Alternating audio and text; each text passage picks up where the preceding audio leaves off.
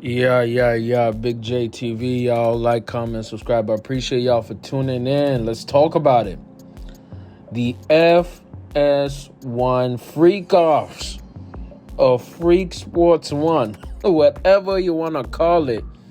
It is, and you know what? This is culminating. I predicted this, man. Y'all check out my previous content. I predicted this.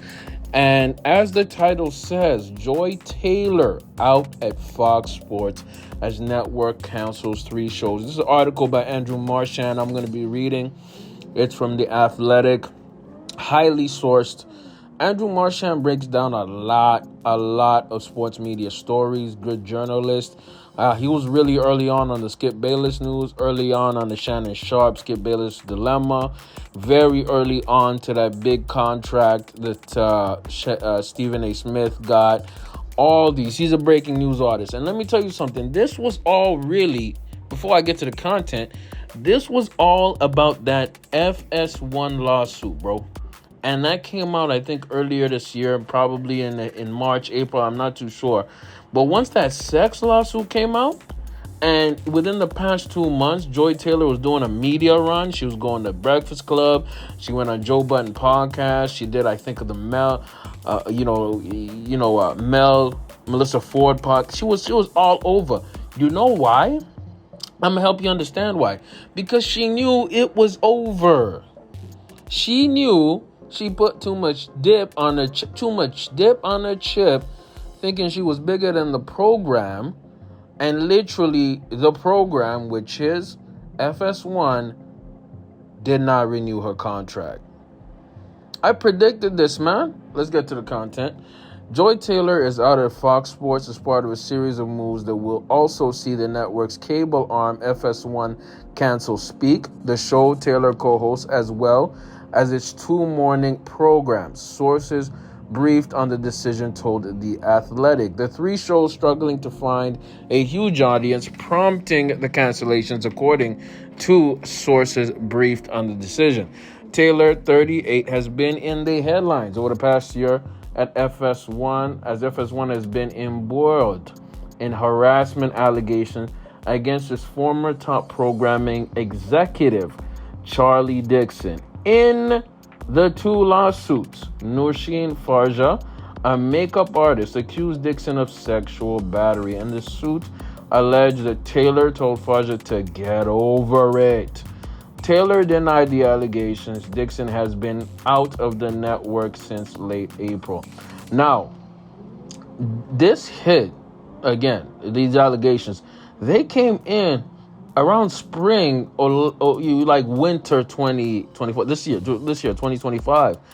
And I said, Charlie Dixon, who is Joy Taylor's sugar daddy, that's her sugar daddy, and that's her boss, was having her climb the corporate ladder by climbing on his COCK, his cock. Yes, I'm going to say cock. He's a Caucasian, so I'm going to say cock. The way she had to go up the ladder was going up on his cock. I'm being real. It's I don't know if YouTube's going to play games with me, but it is what it is. It's the truth. And when the makeup artist came to Taylor and said, yo, Charlie Dixon, our boss is a whole creep in these streets. He's trying to freak off with me. Taylor said, get on with it. You know what I mean? You know how we get down. Disgusting. And this is the woman that calls herself a girl's girl. Funny how that works. Anyways, Taylor co-hosted Speak with Keyshawn Johnson and Paul Pierce. Taylor's contract was up and not renewed by Fox Sports after she had been with the network for nearly a decade. FS1 also ending the morning show's Breakfast Ball, which I didn't really like, was kind of mid, and The Facility, which was kind of surprising to me. I'm going to be real. Fox Sports declined to comment. Colin Cowherd's The Herd, which begins at noon, and First Things First with Nick Wright, Chris Broussard, and Kevin Wildes at 3 p.m. That's the best show on the entire network. First Things First is great. Nick, Chris, and Kevin Wildes have an amazing sports program, and it's not so much built on debate. It's built on hot takes, and for the most part, they're very reasonable. It's the best show on the entire network, and that's their baby, because If you watch First Things First, you compare it to Breakfast Ball, compare it to Speak or the facility, it's night and day, dog. It's night and day. So these would continue on their time slot. So out of the 5 original programs, 3 of them got batted down. All 3 shows were created under Dixon. This makes sense now. They got rid of Dixon because bro was moving weird, and all his shows that he created or reinvented, they were not getting numbers. They were not getting numbers. Breakfast Ball featuring Craig Carton, Mark Schlereth, and Danny Parkins. I think Danny Parkins sucks. Carton's okay. Mark Schlereth, mid. Danny Parkins sucks, man. I'm just keeping it a bean, man. He's ass, okay? It marks Carton's second show at the network after leaving WFN Drive Time program 2 years ago. Carton's okay. A return to WFN is not out of the question for Carton, though. WFN has continued its dominance in the market, with Tiki Barber joining Carton's former partner Evan Roberts on afternoon drives. Chris Oliviero, who brought Carton back to WFN after Carton served a prison sentence for fraud. What? It's funny how some people have the complexion for protection. What? This dude came out of the bin for fraud and got promoted on television? What are we doing, bro? This is literally America, man, with 3 Ks. Let's go. Is the chief business officer of the station's parent company, Audacity, and oversees WFN. The facility is hosted by Emmanuel Ocho, Chase Daniels, James Jones, and Shawn Michaels, and began less than a year ago. All 4 are former players. Look,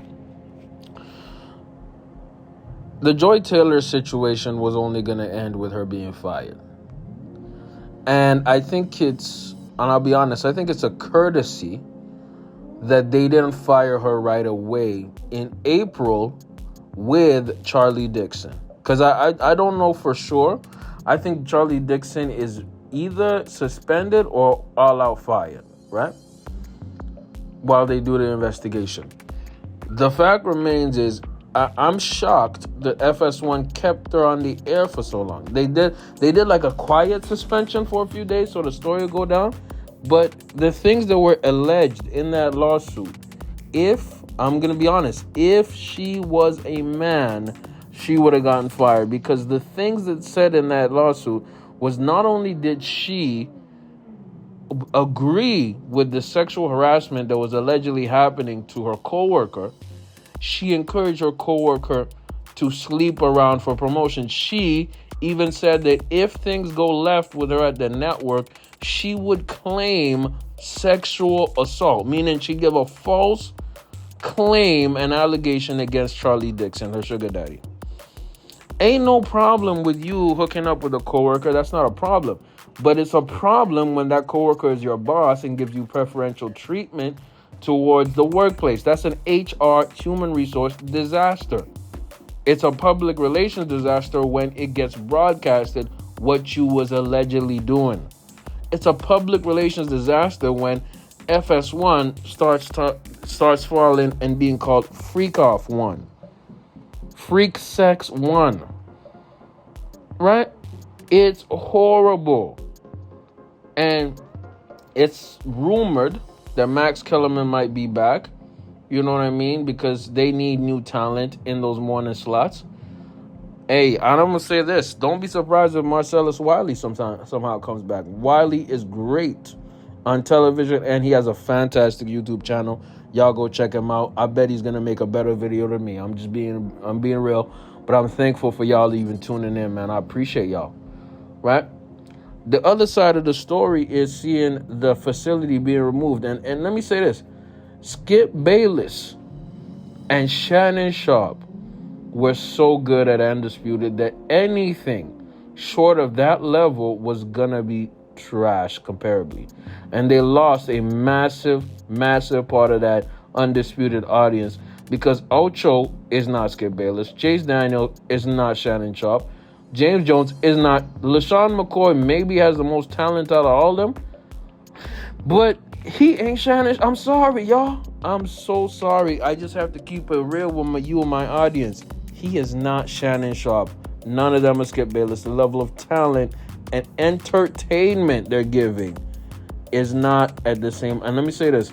Former players, I'm going to say this might annoy some people, are not good broadcasters. It is what it is. And that's why somebody like Charles Barkley is an anomaly. Shannon Sharp, anomaly. They don't get that good. And to have a show purely of former athletes, not that good. You need a journalist. You need somebody who actually has experienced writing and being in a newsroom for real. No matter what we say about Skip Bayless has a ton of journalistic experience. And I think that makes him very talented in a debate format because he's able to structure his arguments like a writer. Real talk. And these athletes, as great as they are, they didn't go to journalism school. They didn't go to real broadcasting schools. They focused on their sport, which made them millionaires and super rich. Makes a lot of sense. But you cannot put 4 athletes and think that's going to work. I'm sorry. That's more of a podcast thing. That's a Gil's Arena thing. That is not corporate media. And that's where the facility failed. Y'all get in the comments, though. Let me know what y'all think about this fat L that they took. And it started with the lawsuit, man. Are you going to miss any of the shows? Let me know. It's Big J TV. Like, comment, sub. I appreciate y'all. I'm out.